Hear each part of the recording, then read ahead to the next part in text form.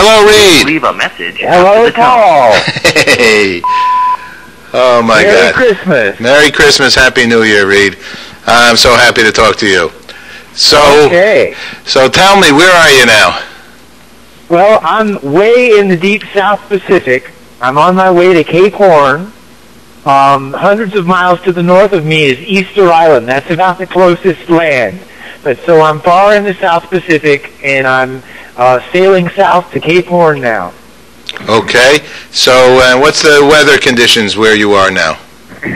I had 5 days of rainy, overcast weather, and I thought, well, okay, now I'm down in the southern latitudes, and I'm in the in the overcast weather.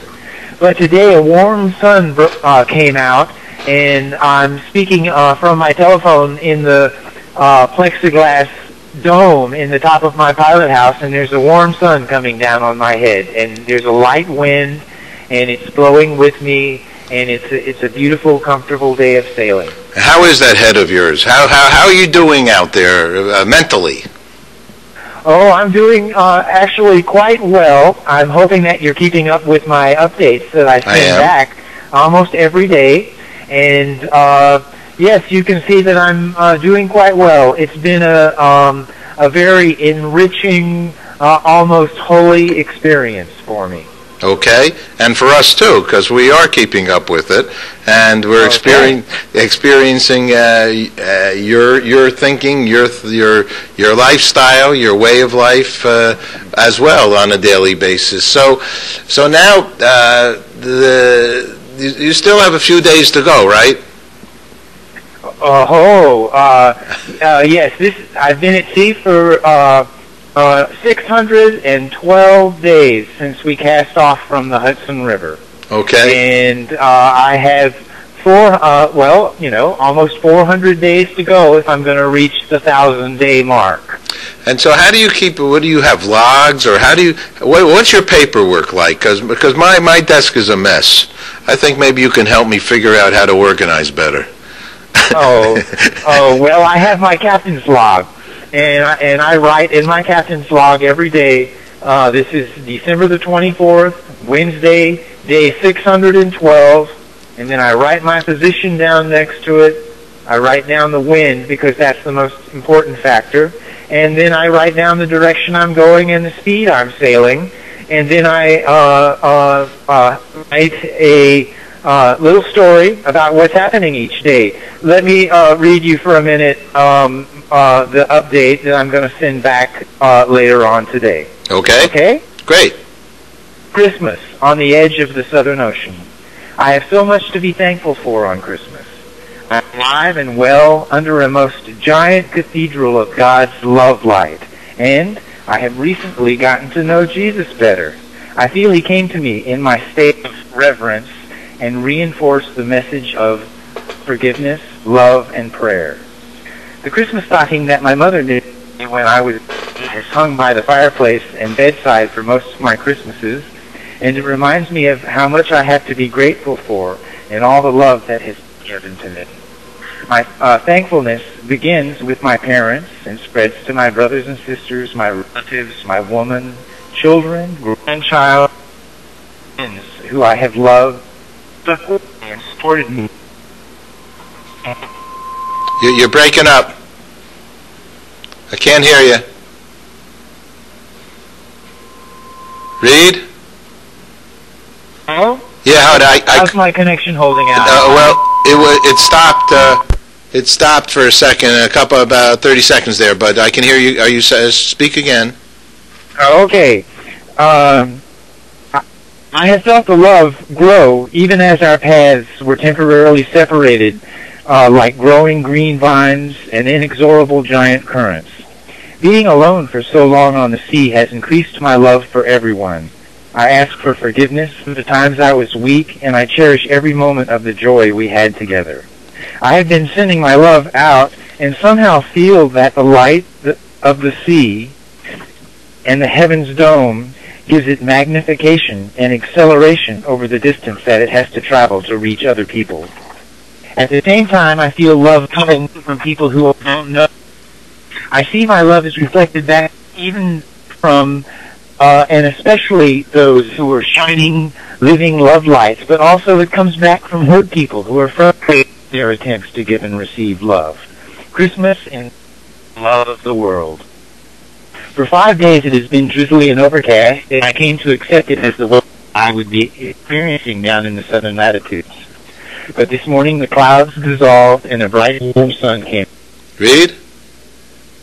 We have a temporary malfunction here again. Almost sounded like though he was going to cut off. I kind of think he did cut off. Hello, Reid? We'll give it a second or two more. And then, dancing through the snow with the one horse open. Okay, so I'm going to hang up because Reid will probably be calling back. Hello, Reid? Hello, Paul. I'm back again. Okay, good. Well, I guess my antenna lost the connection there for a minute, but... You're still using that Iridium? That's what I was going to say. I'm using the Iridium telephone that you got for me 10 years ago. This is a 10-year-old satellite telephone. It's the Iridium telephone. I believe it's almost the only phone that can, a small handheld phone that can call from anywhere in the world. And right now I'm in the furthest away place from you. I'm way down in the southern hemisphere, deep in the South Pacific. And this little phone just keeps working. It sends back my messages every day. So what I do is I hook it to a data cable through the computer, and then in the computer I can type up my little story every day, like the story I just read. It didn't come in complete, but I'll be sending it in later today. And I also can take a photo. Then I take the photo and I shrink it down and attach it to my message, and then I send my my photo and message out, and any letters I have, and then at the same time the emails come in to me, and then there they are on my computer. It's really quite a wonder of technology. And it's quite amazing that this phone is 10 years old and it still does all of that. That's beautiful. I've got to thank Leslie Smith at IBM for making that happen and collaboratively, I guess, through goodnewsbroadcast.com. So it's all good. Yeah. Reid, we've been a believer 10 years, so it's our 10-year anniversary, but that's just on that. And we knew each other many years before that as well. Right. Yeah. So what a nice thing. It's a beautiful time to remember all the good kinds of things. You worked so hard to pull this off, to make this happen, and then you went on your first voyage with Laurence, and then the second with Sonia, and Reid continues on. Right. Well, I guess it's been my lifestyle since I was a teenager, is building my boats and sailing them across the ocean. And ever since the very beginning, they've always been spiritually themed voyages, because I found that being out on the sea brought me so close to the wonders of the universe and made me feel something special. So that's really what drove me to come out here to sea and live my life out here at sea for these years. You also have, just because I'm lucky enough to have known, and know your parents, and then you started speaking about them in this Christmas spirit and so on and so forth. You really have, I feel, I mean, I can only, from my short time, few times with them, they seem like rock of ages. They seem like rocks, and strong rocks. My whole life, I've only seen both of them with an expression of love on their faces. And as a child growing up, they never once had an argument or an unkind word. And I always understood all of their actions, and they were always very supportive of me throughout my whole life, even when I was making mistakes and wasn't really, following my best potential. They were always there for me, supporting me and giving me love.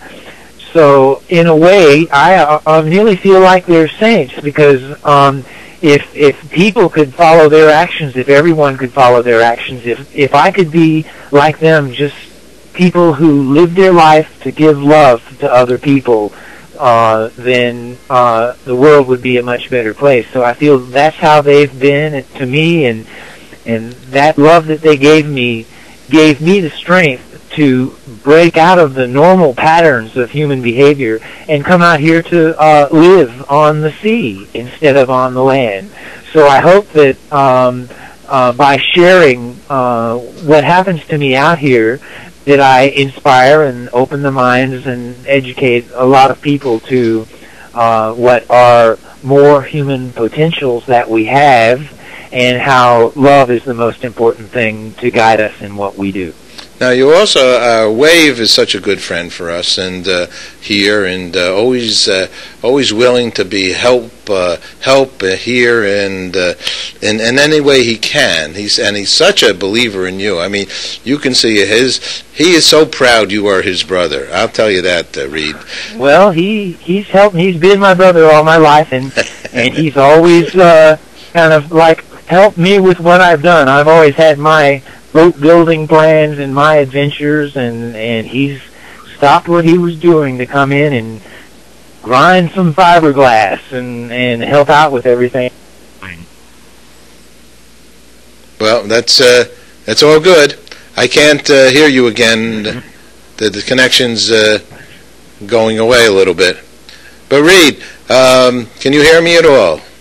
Oh, yeah, I hear you just fine. I've been hearing what you've been saying. Okay, so it's all beautiful, Reid. Is there any things, I know this always costs a couple bucks here to make these calls, and Joe Borello and the whole 1,000-day community, and Donna and everybody there, they are really in. I talked to Rand yesterday, and everybody is still a believer that the whole team is still together, and proud to go up to the Museum of Natural History, and proud to be connected to all the good things. You want to tell them anything on this Christmas Day? Well, yes, they're a part of the message that I sent back, that I cherish every moment that we that we've spent together, and that I love everybody.